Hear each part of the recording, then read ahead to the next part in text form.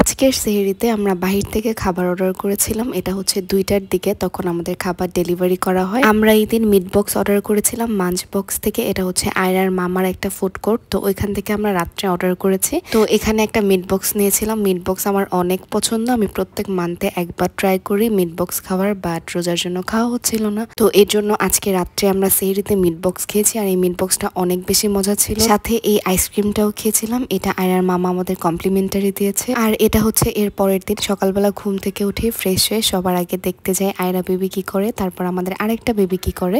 তারপর কিচেনে যেয়ে দেখি অনেক আয়োজন আজকে, কারণ আজকে আমার বোনের বাসায় ইফতার পাঠানো হবে। তো তারপর কিচেনে এসে দেখলাম আম্মু অলমোস্ট গরুর মাংসটা রান্না করে ফেলেছে। তারপর এখানে হালিমটা রেডি করছে। আম্মুর এই বাসায় বানানো হালিমটা অনেক বেশি মজা লাগে। এখানে হালিমটা রেডি করার পর হালিমের জন্য আম্মু তারকা রেডি করে এটার সাথে অ্যাড করে দিল। মেইনলি বাসায় হালিম বানানোর একটাই বেনিফিট যে এখানে যত খুশি তত মাংস ইউজ করা যায়। তারপরে এখানে আম্মু রোস্টটা রেডি করছে।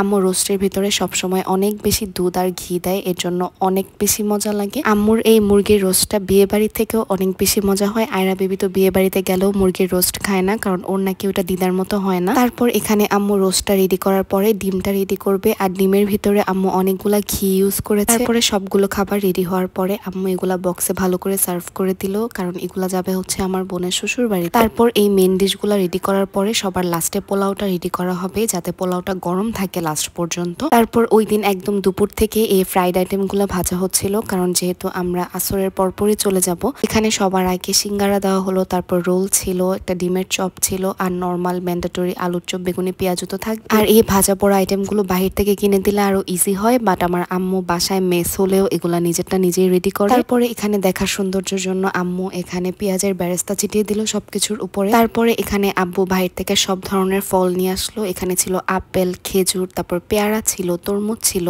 এখানে একটা বাঙ্গি ছিল, কয়েকটা আনারস ছিল, মালটা ছিল, আঙুর ছিল, কলা ছিল, তারপরে পেঁপে ছিল, সবকিছুই ছিল। তারপরে এখানে সাসলিক ছিল, তারপর এখানে জিলাপি ছিল, তারপর এই ম্যান্ডেটরি পরোটা ছিল, যেটা আমরা রোজার দিনে প্রত্যেক দিনই খাই। তো এইগুলাই ছিল আজকে আমাদের ইফতার, যেগুলো আমরা আমাদের বোনের বাসায় নিয়ে গিয়েছিলাম। লাস্ট ইয়ারও আব্বু অনেক কিছু নিয়ে গিয়েছিল, ওইটার ভিডিও আমি তোমাদের সাথে শেয়ার করব সুন। তারপর এখানে সবকিছু রেডি হয়ে যাওয়ার পরে আমি চলে যাব শাওয়ার নিতে, কারণ অনেক লেট হয়ে গিয়েছিল। তারপর আমি একটা কুইক শাওয়ার নিয়ে এখানে রেডি হয়ে গেলাম। তারপর রেডি হয়ে আমার কাজিনদের নিয়ে চলে যাব আমার বোনের বাড়িতে। আমার দাদি বাড়ির ভিতরে আমার সব কাজিনেরই বিয়ে হয়ে গিয়েছে, যে 2জন বাকি ছিল ওদের নিয়ে চলে গেলাম আমার বোনের বাড়িতে। তারপর এখানে যাওয়ার পরে সবাই সবকিছু রেডি করছিল, কারণ আমরা অনেক লেট করে গিয়েছিলাম। তো এখানে যাওয়ার পরই আমাদের জন্য এখানে ইফতার সার্ভ করা হলো। তারপরে ওইখানে আমার নানু বাড়ির কাজিনরাও আমাদের সাথে জয়েন করেছিল। তারপর আজান দেওয়ার পরে আমরা সবাই মজা মজা করে একসাথে ইফতার করলাম। পরে এখানে ইফতারের পরে আমি আম্মুর বানানো হালিমটা ট্রাই করলাম। আর বাসায় বানানো হালিম হলে অনেকগুলা মিট থাকে। তারপর সবাই খাওয়া দাওয়া করে এখানে আমরা সবাই মিলে রেস্ট নিচ্ছিলাম। তারপরে আমাদের জন্য ডিনার সার্ভ করা হলো। আমরা সবাই এমনিতেই অনেক বেশি ফুল ছিলাম। তারপরেও এখানে মজা মজা করে ডিনার করলাম। তারপরে এখানে আমাদের আয়রা বেবি 5 মিনিটের জন্য বাথরুমে আটকা পড়ে গিয়েছিল, অলমোস্ট ও কান্নাই করে দিয়েছিল। তারপরে ও একটু পরে নিজেরটা নিজেই বের হতে পেরেছিল। তারপর এখানে সবাইকে বাই বাই বলে চলে যাব বাসায়। So yeah, that was it for today. Thank you so much for watching.